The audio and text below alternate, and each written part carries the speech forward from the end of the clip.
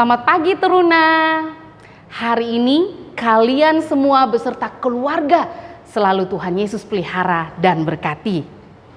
Kita awali pagi ini atas kasih dan pemeliharaan Tuhan Yesus lewat renungan yang terambil dari 2 Korintus 4 ayat 1 sampai 6. Mari kita berdoa. Terima kasih Tuhan Yesus, Bapa dan Roh Kudus yang bertahta dalam kerajaan sorga, untuk pagi yang indah ini Bapa, untuk kesempatan indah yang Bapa boleh berikan buat kami. Bapa berkati renungan di pagi yang indah ini. Haleluya, puji Tuhan, amin. Kita baca firman Tuhan dari 2 Korintus 4 ayat 1 sampai 6. Oleh kemurahan Allah kami telah menerima pelayanan ini, karena itu kami tidak tawar hati, tetapi kami menolak segala perbuatan tersembunyi yang memalukan. Kami tidak berlaku licik dan tidak memalsukan firman Allah. Sebaliknya, kami menyatakan kebenaran, dan dengan demikian kami menyerahkan diri kami untuk dipertimbangkan oleh semua orang di hadapan Allah. Jika Injil yang kami beritakan masih tertutup juga, maka ia tertutup untuk mereka yang akan binasa, yaitu orang-orang yang tidak percaya, yang pikirannya telah dibutakan oleh ilah zaman ini, sehingga mereka tidak melihat cahaya Injil tentang kemuliaan Kristus yang adalah gambaran Allah. Sebab bukan diri kami yang kami beritakan, tapi Yesus Kristus sebagai Tuhan, dan diri kami sebagai hamba-Mu karena kehendak Yesus. Sebab Allah yang telah berfirman, dari dalam gelap akan terbit terang. Ia juga yang membuat terangnya bercahaya di dalam hati kita, supaya kita beroleh terang dari pengetahuan tentang kemuliaan Allah yang nampak dalam wajah Kristus. Renungan pagi ini diberi judul Jangan pernah tawar hati. Adik-adik, apa rahasia Rasul Paulus sehingga bisa tetap setia dalam pelayanan pekabaran Injil di berbagai kota? Ia tidak pernah tawar hati dan meninggalkan pekerjaan yang mulia ini. Walaupun banyak mengalami rintangan yang bisa membawanya ke dalam kematian. Rahasianya adalah kesadaran bahwa dia telah berjumpa dengan Tuhan Yesus.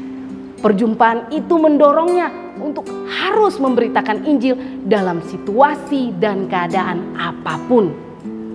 Persoalannya, ternyata masih banyak orang yang menolak kabar baik tentang Yesus dan tidak mau menjadi muridnya. Bagaimana penilaian kita tentang sikap penolakan pelayanan tersebut? Bagi Paulus, penolakan terhadap Injil menandakan bahwa hati orang tersebut tertutup oleh keinginan duniawi, sehingga menolak tawaran keselamatan oleh Yesus Kristus. Orang yang tidak percaya kepada Yesus Kristus sebagai Tuhan dan Juru Selamat berarti menolak hidup yang kekal yang dijanjikannya. Hidup bersama dengan Tuhan Yesus di dunia dan di sorga tidak diperolehnya. Paulus menyatakan bahwa arti pelayanan pekabaran Injil adalah mewartakan kemuliaan Kristus yang menyelamatkan, bukan memuliakan diri sendiri. Ini perbedaan pelayanan Paulus dibandingkan dengan pelayanan-pelayanan yang mau menonjolkan dirinya untuk menerima hormat dari jemaat-jemaat. Adik-adik, inti pelayanan sebenarnya bukan sebatas mengagumi Tuhan Yesus dan dikagumi warga jemaat. Pusat pelayanan adalah kesetiaan dalam memikul salib Tuhan Yesus di depan, sedangkan para pelayannya dan umat Tuhan di belakang salib. Tuhan Yesus menjadi nomor 1. Kita hanya alatnya untuk menyatakan kasih-Nya yang membuat orang mengaguminya. Mari jaga kesetiaan kita dalam melayani Kristus dan memikul salib. Jika Tuhan Yesus menjadi segala-galanya, maka sobat Teruna tidak akan menjadi tawar hati dalam mengikut dan melayaninya. Demikianlah renungan kita di pagi yang indah ini. Mari kita berdoa. Tuhan Yesus, tolong aku untuk tidak tawar hati dalam mengikuti dan melayani-Mu. Haleluya, puji Tuhan. Amin. Demikianlah renungan kita di pagi yang indah ini. Ingat, selalu jaga kesehatan ya adik-adik terkasih. Tuhan Yesus memberkati.